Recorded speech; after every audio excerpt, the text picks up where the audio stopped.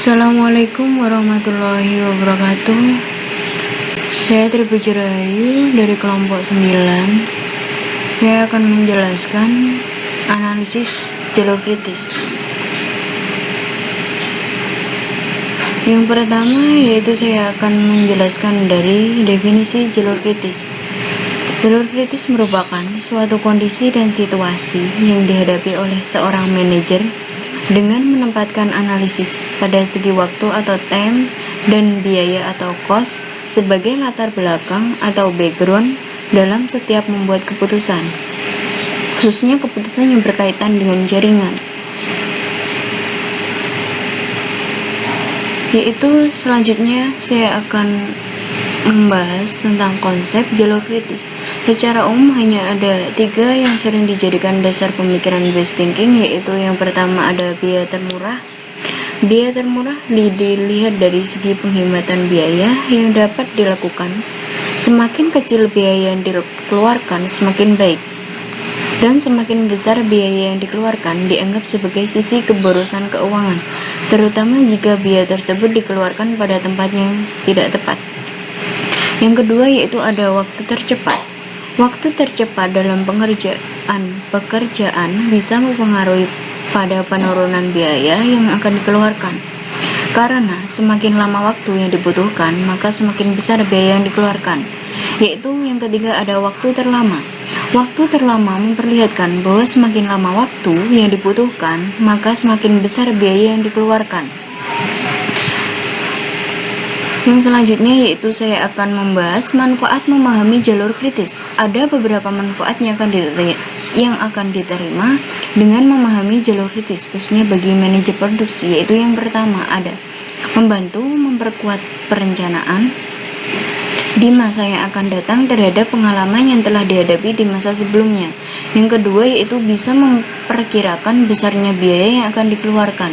Yang ketiga yaitu scheduling pekerjaan sedemikian rupa dan urutan yang praktis dan efisien.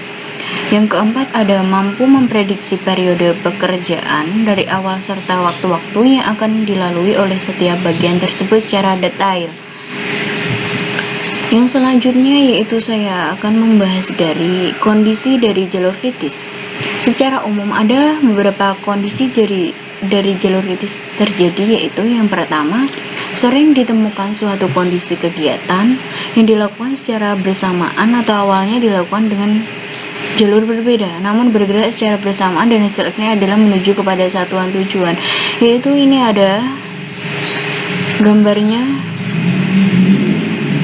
dari C ke nomor 1, ada jalur FG kedua, dan hasil akhirnya adalah ada K.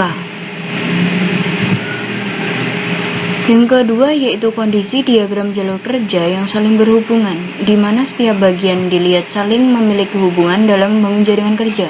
Artinya, setiap kegiatan memiliki hubungan yang saling bergantung satu sama lainnya. Untuk lebih jelasnya dapat kita lihat pada gambar di bawah ini. Yaitu ada nomor 1, 2, 3, 4, dan 5, dan 6. Jalur kerjanya itu saling berhubungan dan membangun jaringan kerja. Dan dari nomor 1 sampai 6 itu semuanya memiliki hubungan yang saling bergantung pada satu sama lainnya. Yang ketiga yaitu ada kondisi dilakukannya kegiatan kosong atau tidak ada, namun memiliki tanda berhubungan sehingga tidak tertera angka pada kegiatan kosong. Yaitu pada angka dari si 1 ke jalur yang nomor 3. Di situ ada kegiatan kosong. Yang keempat yaitu kondisi yang menyebabkan aktivitas kegiatan yang berbalik sehingga mampu menyebabkan timbulnya lingkaran. Kondisi ini terjadi di saat suatu pekerjaan perlu dilihat kembali terhadap apa yang sudah dilakukan. Ini ada contohnya yaitu pada nomor 1 ke 4 yaitu ada terjadinya pergerakan yang berbalik. Yang selanjutnya yaitu saya akan membahas dari manfaat memahami jalur kritis itu sendiri, yaitu untuk melaksanakan pekerjaan ada perhitungan waktu yang ditempatkan baik dalam waktu jam atau time dan hari atau day. Dalam melaksanakan pengelolaan dan keputusan manajemen produksi dan operasional, prinsip kehati-hatian dianggap sebagai salah satu keputusan yang penting.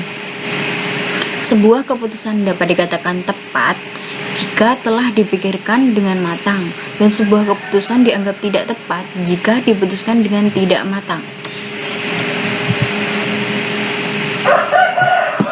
Ini yaitu adapun mekanisme yang seharusnya diperhatikan, hubungan antara jalur kritis dan periode waktu. Yang pertama yaitu ada posisi aktivitas atau kegiatan dan waktu aktivitas atau kegiatan. Di sini ada aktivitas dalam bentuk kode itu seperti di gambar.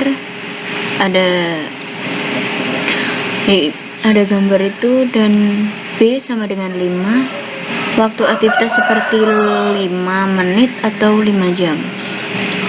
Yang kedua yaitu ada posisi waktu start atau dimulai dan waktu finish atau selesai yang terdapat pada setiap aktivitas, yaitu pada waktu start dimulai 1:10, 5:20, ada waktu finish selesai.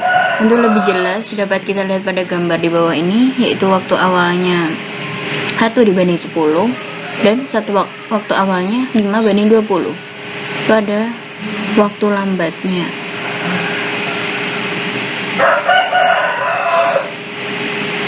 Dalam konteks waktu awal dan mulai waktu berakhir atau selesai ini, Tehani Handoko memberikan pendapat.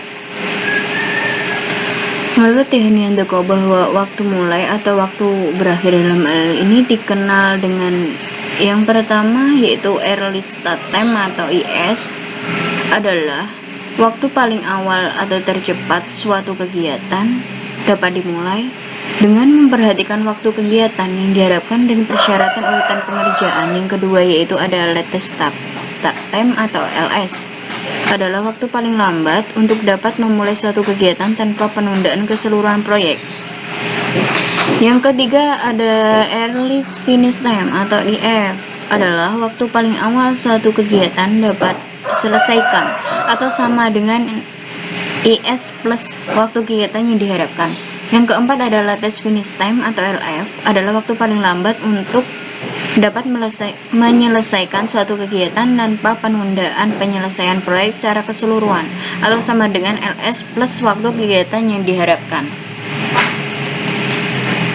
Selanjutnya yaitu ada untuk memahami secara lebih jelas yang ada baiknya kita melihat contoh berikut ini, yaitu seperti di gambar pada 0 sampai jalur ke 1 itu start, untuk kedua A6, 2 ke 3 B sama dengan 5 dan 1 ke 3 C10, 3 ke 4 D6, 4 ke 5 E4 dan ke 3 ke 5 G11, F ke 6 F2 dan 4 ke 6 ada H7. Finishnya adalah 7.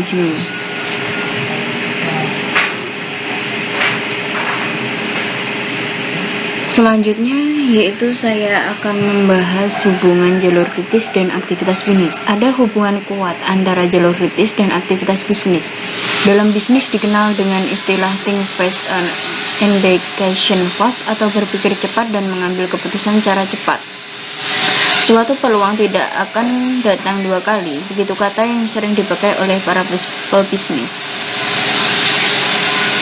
Selanjutnya yaitu ada beberapa solusi yang diterapkan sehubungan dengan kasus yang pada jalur kritis, yaitu yang pertama, untuk persoalan yang bersifat jangka pendek sebaiknya diselesaikan dengan pendekatan jangka pendek.